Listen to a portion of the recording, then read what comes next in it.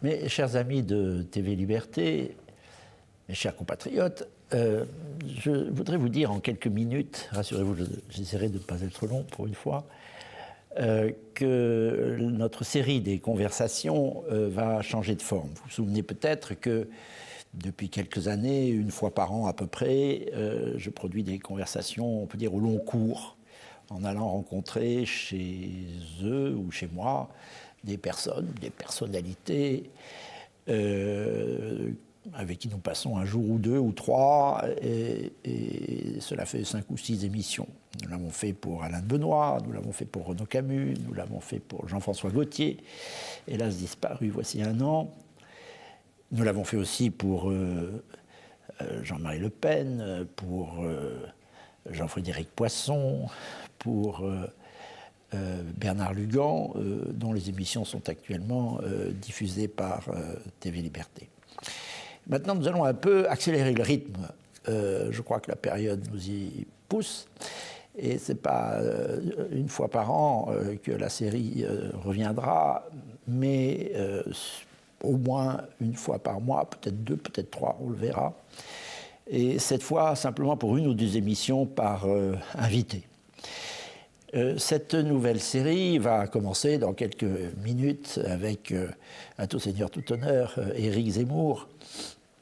Éric Zemmour qui nous a fait l'honneur de parrainer, on peut dire, une revue que j'ai lancée il y a à peu près 1 an, qui s'appelle Le Nouveau Conservateur. En voici le premier numéro. Il était avec Philippe de Villiers, Marion Maréchal, enfin beaucoup de personnalités que vous connaissez.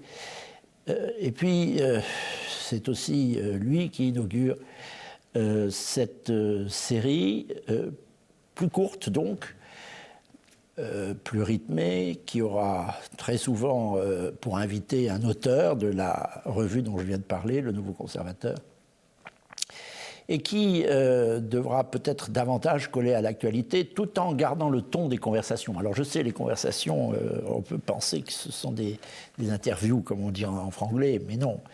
Ce sont des conversations à l'ancienne avec des personnalités que je vais rencontrer ici ou là. Et on peut dire que ça fleure bon, la conversation, la civilisation française. Il n'y a pas de conversation à proprement parler dans d'autres civilisations, enfin pas avec cette importance. Nous sommes une civilisation de la conversation, justement, de la parole, de l'échange, et non pas comme certaines autres de l'ordre ou du monde pressé de la civilisation de l'argent. La conversation demande un peu de temps et chacun écoute l'autre. Et de toute façon, le mot me plaît beaucoup, je le garde, parce qu'il fleure bon le fil commun que nous voulons donner à cette nouvelle série, c'est-à-dire une référence constante à ce que j'appellerais l'esprit conservateur. Non pas du tout le conservatisme, je n'aime pas beaucoup ce mot, j'évite de l'utiliser parce que le conservateur, le réflexe conservateur, l'esprit conservateur, la culture conservatrice, que dire, est tout le contraire d'un isme, c'est-à-dire d'un systématisme. Elle est beaucoup plus prudente, elle est beaucoup plus précautionneuse, la démarche conservatrice. Elle prend un peu ici ou là, et je l'aime aussi pour cela. Il y a un peu de souverainisme sans les aspérités du souverainisme. Il y a un peu de populisme sans les excès du populisme, il faut bien le dire. Il y a du libéralisme sans les folies souvent déchaînées du libéralisme, mais malgré tout, on peut s'en inspirer, avec un peu de pragmatisme tout simplement. Il y a aussi, on peut dire, une revendication identitaire dans le conservatisme, ou dans l'esprit conservateur, ce que Frédéric Ouvillois appelle même maintenant aujourd'hui l'urgence conservatrice, parce que je crois que c'est une urgence. Et il y a aussi, bien entendu, un fond chrétien, démocrate chrétien, on peut dire. En tous les cas, nous pouvons nous inspirer profondément de la doctrine sociale de l'Église. Alors, un dernier point, avant de céder la parole à Éric Zemmour et à notre première conversation, donc, sur la revue dont je parlais, voilà son 2e numéro, le 4e vient de paraître, vous y retrouverez l'entretien d'ailleurs que vous allez voir tout à l'heure, il sera en forme écrite dans le numéro 4. Et ce que je souhaiterais, c'est illustrer justement cet esprit conservateur qui est très certainement aujourd'hui l'une des façons de réunir les droites, bien trop dispersées, c'est une de mes obsessions et celle de beaucoup de Français. Faire en sorte qu'il y ait en face de l'hégémonie de la gauche, si puissante depuis 50 ans et si délétère et si désastreuse, un ensemble de droites qui coopèrent entre elles, qui se comprennent et qui créent un mouvement conservateur. Ce mouvement conservateur, évidemment, il est temps de le constituer. Nous allons en parler tout à l'heure avec Éric Zemmour, parce qu'il est évidemment un domaine, un élément essentiel de l'entreprise. Mais il faut la mener loin. Il faut la mener loin en sachant qu'il s'agit de renverser l'hégémonie culturelle. Nous avons placé le nouveau conservateur à l'enseigne d'une phrase du général de Gaulle, ça n'étonnera pas à grand monde. Au fond des victoires d'Alexandre, on trouve toujours Aristote, disait de Gaulle. C'est-à-dire que, traduire en langage plus moderne, il n'y a pas de victoire électorale sans, au préalable, des victoires intellectuelles. Et ces victoires intellectuelles, on les obtiendra en essayant de définir des paradigmes, c'est-à-dire des thèmes forts et élevés. Élevés pourquoi ? Parce que, comme disait un autre de nos aspirateurs, Charles Péguy, tout ce qui élève unit. Pour unir les droites, réunir les droites, que les gauches, et notamment François Mitterrand, ont si habilement dispersées, il faut trouver des points hauts, des points exigeants, qui réuniront ce que l'histoire et les ruses ont dispersé. Alors, voici la nouvelle série des conversations. Voici le nouveau conservateur. C'est une revue qui paraît tous les trimestres. Nous préparons, le premier numéro est paru voici un an, nous préparons le numéro 5 qui va paraître en fin d'octobre de cette année. Le numéro 6 paraîtra en janvier. Et je souhaite évidemment que vous jouiez avec la série de TV Liberté et la revue, à laquelle il est facile et même très recommandé de s'abonner, soit par Internet, sur le site Nouveau Conservateur que l'on trouve très facilement, soit en envoyant un chèque de 50 € au 101 rue Axo, dans le 20e arrondissement de Paris. Voilà, place à Zemmour, place à la conversation, et place justement la réunion de toutes les droites autour de ce qui n'est pas simplement des idées ou des paradigmes, c'est un peu sec, mais aussi peut-être une esthétique, une ambiance, une manière de voir les choses. Voilà ce que c'est que l'esprit conservateur. Nous verrons les gens chez eux ou chez moi, c'est-à-dire dans des ambiances plus feutrées que des studios de télévision, toujours un petit peu impersonnels, comme nous le faisions auparavant d'ailleurs. Et nous essaierons de demander à chacun de nos auteurs, puisque nos invités seront principalement des auteurs qui ont contribué à la revue, de définir un peu ce qu'est pour eux l'esprit conservateur. Un objet, un artiste, un écrivain, un paysage. C'est aussi cela qu'il nous faut restaurer, si nous voulons restaurer comme il le faut la pensée française, restaurer la France, redresser le cours des choses et peut-être unir notre peuple pour que la France soit de nouveau. Il y a des restaurations et nous pouvons très bien en instruire. Simplement, il faut avoir à cœur de le faire pour que la France soit de nouveau la France et pour que les Français se rassemblent sur la France. À bientôt, mes chers compatriotes.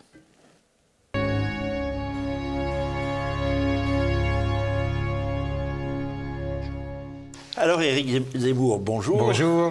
Nous sommes dans les studios de TV Liberté. Vous avez accepté de participer au premier numéro du Nouveau Conservateur et aussi au troisième numéro, dont le thème principal est l'immigration et la déculturation qui s'ensuit. Alors, d'abord, est-ce que vous pensez qu'il y a place en France pour une revue, et même une revue de droite ? Si j'ai bien compris les évolutions récentes, toutes les revues souffrent et n'ont plus beaucoup d'espace. J'ai vu la fermeture de la revue Le Débat de Pierre Meurin. Peut-être parce que c'est une génération intellectuelle dépassée. Peut-être, bien sûr. Non, mais peut-être. Peut-être aussi que la baisse du niveau scolaire réduit le terreau de toutes ces revues intellectuelles, mais je pense que c'est indispensable. Je pense qu'il faut absolument ce genre de revue pour essayer de réfléchir, de hisser le niveau. Vous voyez, je vous signale que Chateaubriand a dirigé un temps, avec Villèle et quelques autres, la revue Le Conservateur en 1818, premier numéro tiré à 3500. Et nous en sommes à 4500, je vous signale quand même. Donc le niveau intellectuel ne baisse pas tant que ça. Je vous rappelle qu'ils étaient 28 millions et non pas 65 millions. Ah, on reconnaît bien. Alors, comment expliquer l'indigence intellectuelle ou la paresse intellectuelle de la droite depuis la mort du gaullisme, on peut dire? Oui. Moi, je pense que c'est très simple, si j'ose dire. C'est l'économie.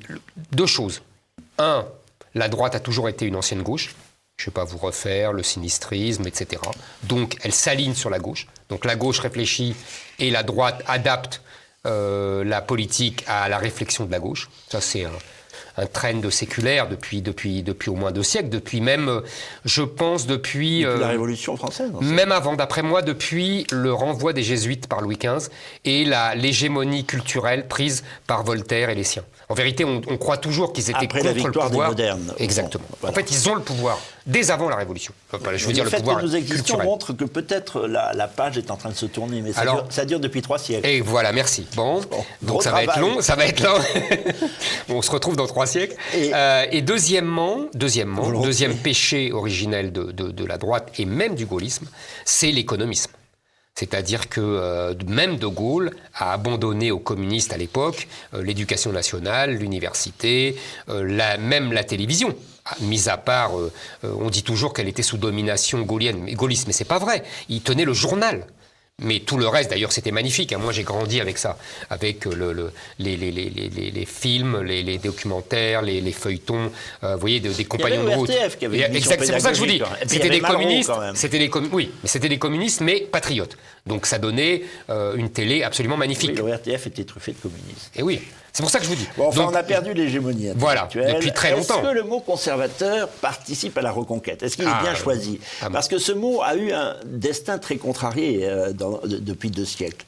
Je parlais de Chateaubriand, il l'a illustré avec la contre-révolution. Et puis après, le conservatisme s'est confondu avec une sorte de bourgeoisisme replé, indifférent aux idées.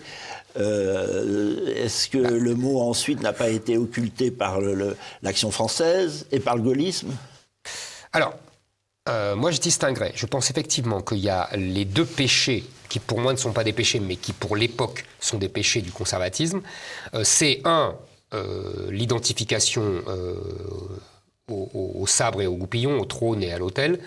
Ça, c'est une première chose. Ça, c'est la première mouture du conservatisme. Et la deuxième mouture, vous l'avez dit vous-même, une espèce d'embourgeoisement vu par Zola, quoi.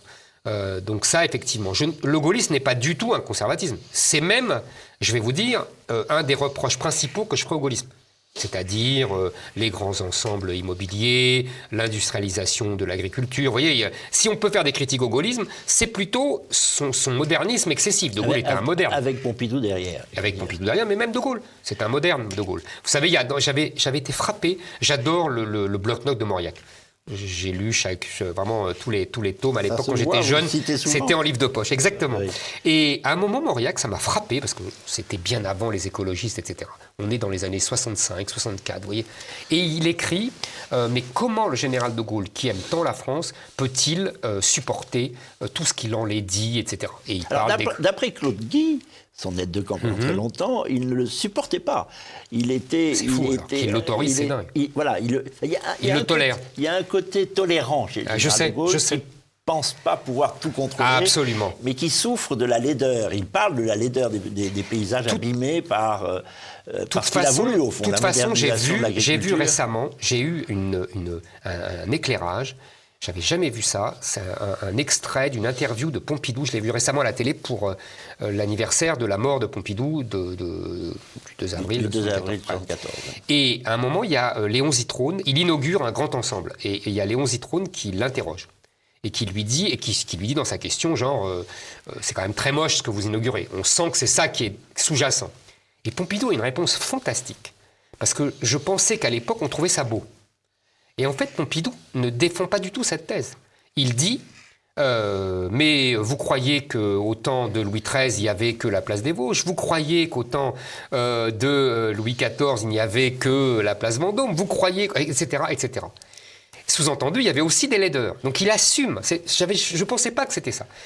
Et je pense, pourquoi j'en arrive là? Parce que je pense qu'aujourd'hui, le conservatisme, ça devrait être la politique la plus défendable et la plus glorieuse. Naturel. Parce qu'il faut conserver. On est en train de tout détruire, de tout saccager. Et que ça soit les paysages, que ça soit la culture française, que ça soit l'âme du peuple, sa composition ethnique, religieuse, etc. Donc je pense qu'on doit au contraire, le programme idéal, c'est le conservatisme. Mais ça reste mal vu en France. Notre titre marche, je crois, en grande partie parce que le réflexe conservateur, au point où on est arrivé de modernité et de délire de la modernité, je reprends le titre du troisième numéro, La modernité et ses délires, le réflexe conservateur est assez naturel pour nos contemporains. On a peur de tout perdre, Bien tout sûr. simplement.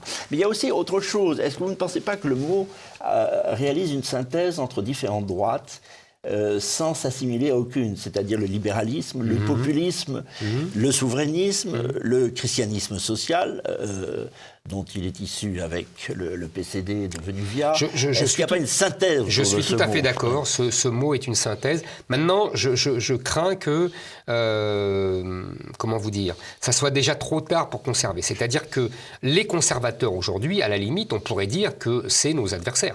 C'est-à-dire ce sont les élites 68ardes qui veulent conserver leur monde en finissant de le détruire. C'est la surface des choses, voilà. le fond de la civilisation. Évidemment, ils sont nihilistes. Et voilà. Mais bien sûr, on est tout à fait d'accord. Alors justement, en fait de rénover et d'unir les droites, est-ce que vous ne pensez pas, mais je crois que vous le pensez, mais dites-moi à quel point que la seule façon de réunir les droites, ça fait partie de vos thèmes, c'est d'insister sur le premier point de souffrance de notre pays et de notre peuple, c'est-à-dire l'immigration. Est-ce que c'est le thème rassembleur par excellence? Je pense que depuis longtemps, et là vraiment, vous savez, on a eu de nombreuses discussions là-dessus, et je pense vraiment depuis longtemps, c'est une constante chez moi.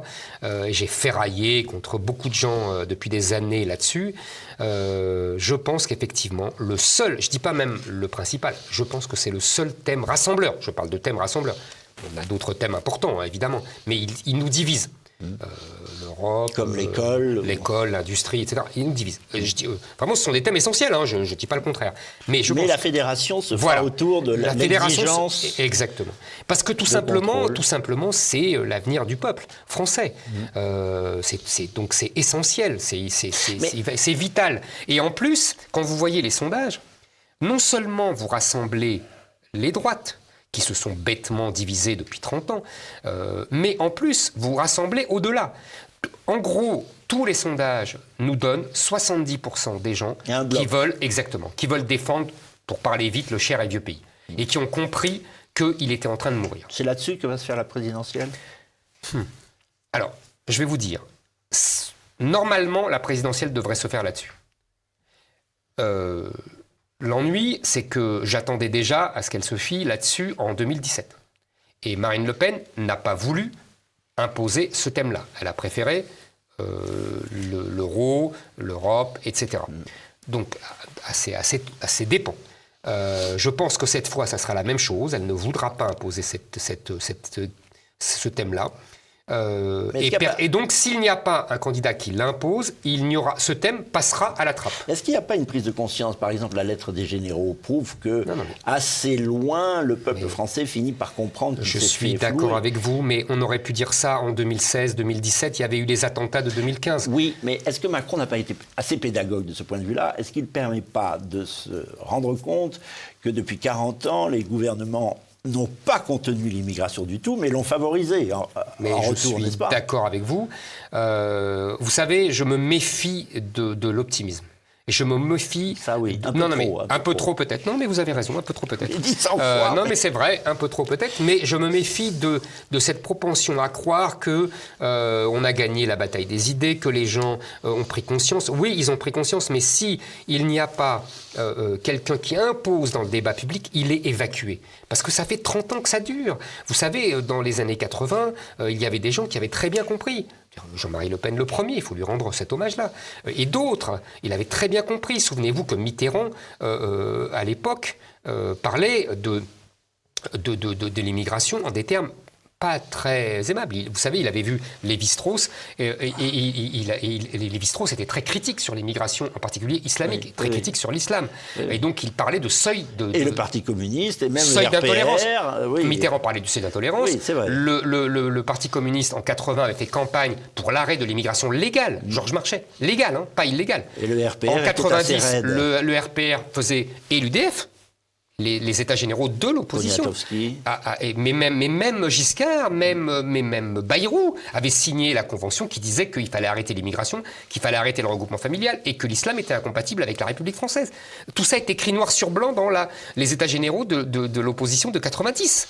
Donc c'est pour ça que je me permets d'être méfiant, c'est pas seulement par mon tempérament pessimiste, mais aussi parce que l'expérience m'a appris qu'il y avait un art dans le débat public pour évacuer cette question, parce que la gauche veut l'évacuer et parce que la droite n'ose pas l'affirmer, et parce que même le Front National ou le Rassemblement National, depuis qu'il n'y a plus Jean-Marie Le Pen, n'ose plus l'imposer. Pour des raisons de fond, et pour des raisons tactiques, parce que je pense que Marine Le Pen se dit, c'est pas grave, puisque de toute façon, les gens savent qu'on incarne ça. Pour conclure, est-ce que vous seriez d'accord avec nous, aux nouveaux conservateurs, pour dire, nous et Bergson, que l'avenir, au fond, ça n'est pas tant ce qui va arriver que ce que nous allons faire. N'est-ce pas ? On peut le dire comme ça, c'est une belle phrase. Bon, concluons là-dessus. Merci pour votre collaboration. Merci de m'avoir reçu. Aux nouveaux conservateurs et à TV Liberté. Merci beaucoup, Merci à Éric vous. Zemmour.